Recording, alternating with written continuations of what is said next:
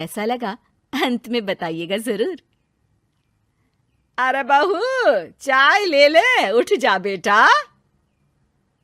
अरे मम्मी रहने देती ना, मैं उठ तो रही थी। अरे कोई बात नहीं, खाने में क्या बनाना है वो बता दे।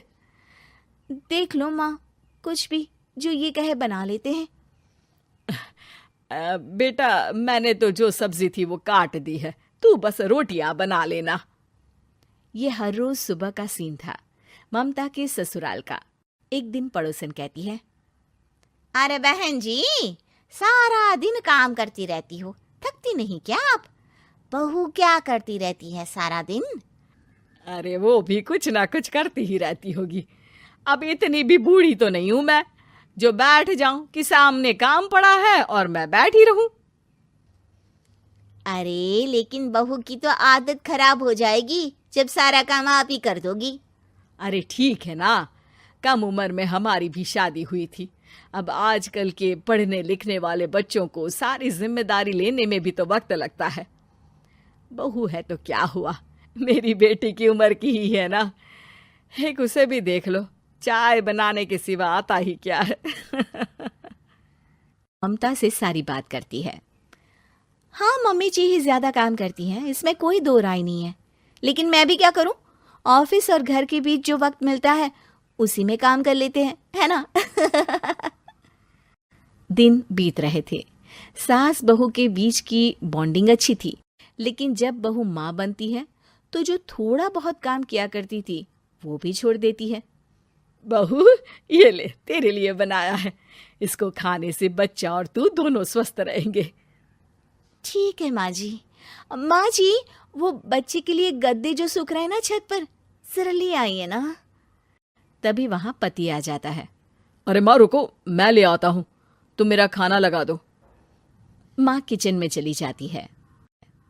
पता है, बगल वाली डॉली है ना, वो लोग हमारी साइड के हैं। उसकी सास ने तो उसकी हड्डियों को मजबूत करने वाले लड्डू बनाए हैं। उसे भी बच्चा हुआ है ना।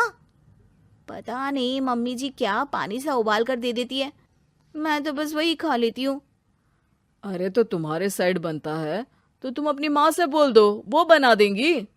आहा, माँ की तबीयत ठीक नहीं रहती, तुम जानती हो ना, कैसे बनाएंगी वो। अरे क्या हो गया सासू माँ को? कल तक तो फेसबुक में किटी की फोटो डाल रही थी। अच्छा अच्छा, चुप रहिए। डॉली की सास ने मनाया है, तुम लोगों का भी तो फर्ज बनता है। तभी वहां सास आ जाती है। ये ले बहू, गर्म पानी की बोतल, गर्म पानी पीने से पेट अंदर हो जाएगा। नहीं नहीं माँ जी, गर्म पानी पीने से प्यास नहीं बुझती। अरे पी लेना बेटा। वो बगल वाली डॉली को तो जानती है ना, जो तुम लोगों के साइड की है। तेरे साथ ही उसका भी बच्चा हुआ था। बेचारे का कोई ख्याल रखने वाला नहीं, सारा काम करती है और रात में बस एक लड्डू खाकर सो जाती है। पेट तो लटक ही गया है और बच्चा तो कितना कमजोर सा है उसका। अच्छा माँ, क्या बात है, डॉली की ये हाल है? क्यों मैडम, क्या कहना है आपका? अब पता है मुझे, किसी के पास मेरी सास की तरह सास थोड़ी ना है। नहीं नहीं बेटा, ऐसा नहीं है। मेरे लिए तो तुम सभी मेरे बच्चे जैसे ही हो। ममता को समझ में नहीं आता कि वो सास में कैसे कोई बुराई निकाले, क्योंकि हर कोई उससे उसकी सास की तारीफ ही किया करता था। एक रोज ममता के घर उसकी ननद आती है। अरे भाभी, मुन्नी को तो 6 महीने हो गए, आप अभी भी बेड पर हो। आ गई है आप? कैसी हैं बुआ? बच्चा होने के 6 महीने बाद आई हैं आप? भाभी, अमेरिका दूर है ना तो वक्त लग जाता है। अब इनकी छुट्टी अभी थी तो सभी आ गए। वैसे माँ कहाँ है? थकी हारी सास बेटी को देखकर खुश हो जाती है। माँ, इस बार तेरा वीजा तैयार है, मेरे साथ चलने को तैयार रहना। हाँ हाँ बेटा, मैं तैयार हूँ। अरे ऐसे कैसे माँ, मैं कैसे मैनेज करूंगी? कैसे मतलब? जैसे मैंने किया अमेरिका में, आप इंडिया में कर लेना। वैसे आपका तो मायका भी पास ही में है ना। हाँ वो तो है, लेकिन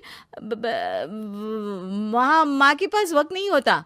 ईश्वर भक्ति में उनका सारा समय चला जाता है। भाभी, बेटी परेशान हो तो माँ का ध्यान आरती में कैसे लग सकता है? समझ में ही नहीं आता। वैसे भी अब माँ को मैं अपने साथ ले जा रही हूँ। माँ को विदेश घूमने का शौक है ना। ममता मन मारकर चुप हो जाती है, लेकिन मन ही मन सोचती है कि वो कैसे सारा काम मैनेज करेगी। पति का खाना, नाश्ता, मुन्ने को नहलाना, धुलाना, फिर रात भर इसके लिए दूध तैयार करना। माँ तो सारा काम करती थी। हे भगवान, ना भाई ना। क्या हुआ भाभी? क्या सोचकर ना भी ना कर रही हो? अरे कुछ नहीं, बस बच्चे के बाद से ही कमजोरी ज्यादा हो गई है ना, तो अचानक से बड़बड़ाने लगती हूँ मैं।